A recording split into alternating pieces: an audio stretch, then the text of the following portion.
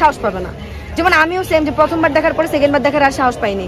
তো যেই মানুষগুলো আর কি এই কাজটা করছে, মানে যুবদলের যে নেতারা মঈন আর যারা আদার্স ওর সাথে যারা ছিল, ওই যে পাথরটা, যে সামনে এই পাথরটা আছে, তো পাথরটা দিয়ে যেভাবে মারছে, এটা কি চলে গেছে?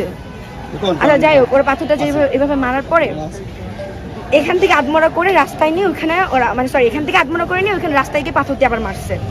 তো এটা হচ্ছে বিএনপির মূলত সব নেতাকর্মী মূলত মানসিক রোগী। তো ওদের মানসিক রোগী বলা যায়, কারণ ওরা যদি মানে নর্মাল মানুষ হইতো, এটা করার মানে চিন্তা করেন একটা মানুষের উপরে কতটা ঘৃণা থাকলে, শুধুমাত্র চালা দেয় নাই, এই জন্য ওরা এখান থেকে আদমরা করে রাস্তায় নিয়ে উলঙ্গ করে সেইখানে আবার পাথর দিয়ে মাইরা ওর রাস্তার উপর নৃত্য করতেছে। চিন্তা করেন একটা মানুষের উপর কত রাগ থাকলে একটা মানুষ এই কাজটা করে। যাই হোক ভাই, আমি তো ডিরেক্ট বলেই দিলাম, বিএনপি হচ্ছে, এটা আমি অনেকবার বলছি, আমাদের জুলাই অভ্যুত্থান যখন 24-এ আমাদের আন্দোলন শেষ হয়েছিল, তখন আমি বারবার বলছি যে বিএনপিকে বারবার হুঁশিয়ারি করে বলছি, আপনাদের জন্য দেশ স্বাধীন করি নাই। আপনারা মনে করেন না যে আপনাদের জন্য দেশ স্বাধীন করে দিছে, এবার আপনারা ক্ষমতায় আইসা আপনারা স্বৈরাচারী শুরু করবেন। আপনাদেরকে হুঁশিয়ারি করে একটা কথাই বলবো, দেশে আর একটা স্বৈরাচার জাগতে দেওয়া যাবে না। তার জন্য আমাদের যদি আবার রাজপথে নামা লাগে, জুলাই এখনো মারা যায়। কিন্তু ওরাও তো সহযোগী ছিল আপনাদের। আমি বলি ভাইয়া, ওরা দাবি করে কি যে ওরা আসলে 17 বছরের পরিশ্রমের ফলে ওরা হচ্ছে এই জুলাইয়ের যে আন্দোলনটা সেটা পারছে। তো 17 বছর ওরা পারে নাই কেন?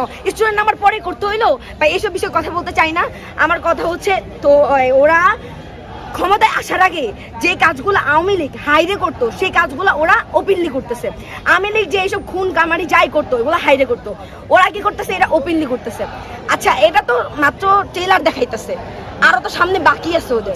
ওরা তো ক্ষমতায় আসে নাই, ক্ষমতায় দাঁড়ান ভাইয়া, ক্ষমতায় আসার আগেই ওদের এত দৌড়, ওরা মানে ওপেনলি খুন করতেছে। তাহলে ক্ষমতায় আসার পরে কি আপনি জায়গায় দাঁড়ায় আছেন? দাঁড়ান, আপনি কি সরকারের কোনো দায় দেখছেন না? সরকার তো একটা সরকার। আমি শেষ করি ভাইয়া, আমি বিএনপির কথা শেষ করি, সরকার আসতেছি।